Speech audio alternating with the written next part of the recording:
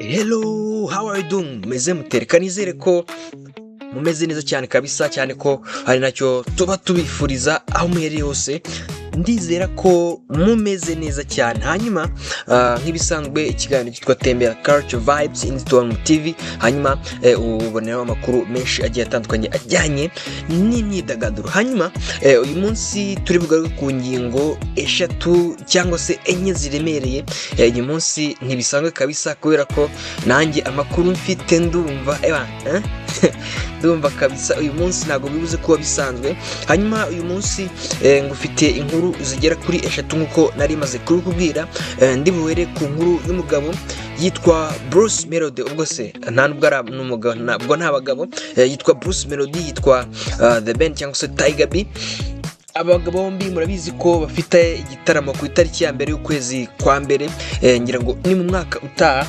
Ni igitaramo gikomeye cyane rero n'abagabo. Hanyuma iki gitaramo kiri kuvugisha abantu benshi kubera ko they are giants, n'abagabo bakomeye muri uyu muziki. Hanyuma rero ku munsi w'ejo nibwo Bruce Melody yashyiraga hanze indirimbo yitwa Munyakazi. Iyi ndirimbo byaje kugaragara ko abantu banarize cyangwa se basesengura ibijyanye n'indirimbo, amashusho n'amajwi, bamaze kuba batahura amagambo amwe n'amwe ndetse n'amashusho amwe n'amwe agaragaza ko hari ibyo uyu witwa Bruce Melody yavuze kuri The Band asa nk'umukritika. Ndibuze kubibabwira byose, that's nice. Hanyuma yitwa Kevin Kade agiye gukora igitaramo gikomeye cyane, azaba ari kumwe n'umuhanzi ukomeye yitwa Reba, muramuzi muri East Africa kabisa, nawe azaba habaye cyane. Hanyuma witwa Yamana nawe yagize icyo avuga ku byemezo byafashwe kubo bari bakurikiranyweho n'ubundi gusakaza amashusho ye. Ngira ngo uze kuza kuba hafi kugira ngo byose uze kubyumva. Nitwa Sheme Pasike, komeza ubane nanjye. Alright, reka nongere mbahereze rero ikaze, reka nizere ko mukomeje kugubwa neza. Hanyuma dutangire kuri inkuru kuko nari maze kubasezeranya. Yitwa The Band cyangwa se Tiger B, kandi yitwa Bruce Melody Munyakazi. Mu minsi mike cyane ishize nibwo Bruce Melody yashyiraga hanze indirimbo ye ayita Munyakazi.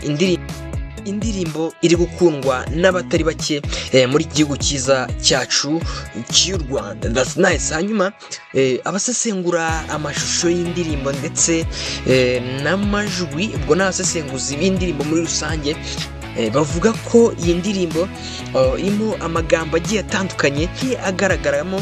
Hanyuma bavuga ko hari ibyo ari kuvuga cyangwa se hari ibyo ari kwerekana ku muhanzi witwa The Band n'ubundi bahanganye, cyangwa se abantu benshi bakunze kubahanganisha bavuga ko ari abahanzi like babagereranya, abafana babo bagiye batandukanye. Hanyuma muri aya magambo harimo bagereranye n'utunyamaswa duto. Hanyuma abantu bakabihuza nuko n'ubundi witwa The Band yita Tiger B cyangwa se igisamagwe. Murabizi ko Tiger ari igisamagwe.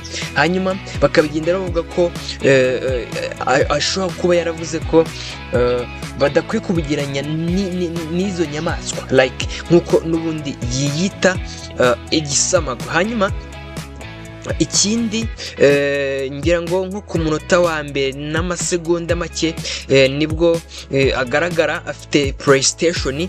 Hanyuma kayitunga umugabo neza usa nka The Band, hanyuma kandi wambaye nkawe. Hanyuma abantu bakabihuza na case yigeze kubaho, bavuga ko bigeze kuba bafitanye umushinga w'indirimbo. Hanyuma witwa Bruce Melody yajya kureba The Band, hanyuma agasanga ari gukina PlayStation. Hanyuma bakabihuza n'ubundi n'uwo mushinga wari bafitanye, bakavuga ati aho ntago yaba like yongeye gukoza agati mu ntozi, yongeye kugarura ibyo bintu byarangiye, yongeye kuzura akabuze like. Hanyuma ibyo ngibyo nabyo babishyira mu byo ashobora kuba yavuze kuri The Band. Hanyuma ikindi right, that's good. Hanyuma okay, hanyuma Melody yageze kuri iki gitero avugamo amagambo akeka ko yavugaga The Ben, ahita asaba imashini ihuha umusatsi w'umusore yifashishije mu mashusho yayo. Guhuha umusatsi byafashwe nk'ubundi bushotoranyi kuko benshi bazi ko The Ben ajya yambara umusatsi, bityo Bruce Melody akaba yabimucyuriye muri iyi ndirimbo. Urumva abakunzi b'umuziki batari bumva icyo The Ben avuga kuri iyi ndirimbo. Uwitwa The Ben cyangwa se Tiger B nawe agiye gushyira hanze indirimbo yitwa Indabyo Zanjye. Indirimbo abantu bitezemo ko nawe ashobora kuzanamo like these things that related to Bruce Melody, ashobora kuzanamo ibintu nabyo bisubiza cyangwa se asa n'usubiza amagambo ari mu ndirimbo ndetse n'amashusho bya Bruce Melody. Abantu barabyiteze cyangwa se like something like that maybe happen, sibyo? Hanyuma ikindi kintu wamenya nuko uwitwa Kevin Kade nyuma yuko ashyize hanze indirimbo yitwa Nyanja, agashyira hanze indirimbo yitwa Nyiragongo, niyo aheruka gushyira hanze kabisa mu minsi mike ishize. Agiye kuba akora igitaramo cyo kwizihiza imyaka 5 amaze mu muziki, aho azaba ataramira kabisa muri mu mbuga ya Cases cyangwa se Kigali Convention Center. Hanyuma akazaba afatanya n'umuhanzi witwa Alec Ban, n'umuhanzi ukomeye cyane muri East Africa, n'umuhanzi avuga ko nawe bashobora kuzaba bataramana. Hanyuma twita cyane tunasoza yitwa Yabo, yamaze kuba avuga cyangwa se agira ibyo atangaza ku myanzuro y'urukiko rwafashe mu bagabo bagiye batandukanye n'ubundi bari bakurikiranyweho isakazwa ry'amashusho y'umugabo witwa Yamano. Mu kiganiro Yamano yagiranye n'ikinyamakuru yagiranye na Godfather, yavuze ko nubwo ashimira ubutabera atishimira ko hari abantu bafunzwe. Yagize ati ndumva ari ibintu birenze bishimisha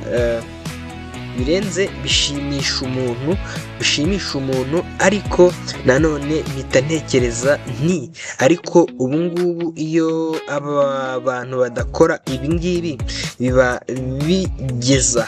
Urumva ati ntabwo ari ibintu byo kwishimira ngo mugenzi wawe bamufunze, ariko nanone ntabwo ari ibintu byo kwishimira ngo mugenzi wawe yishimiye ko ubusa bwawe bwagiye ku gasozi, alright, akagira n'uruhare bwo kubusakaza byose mu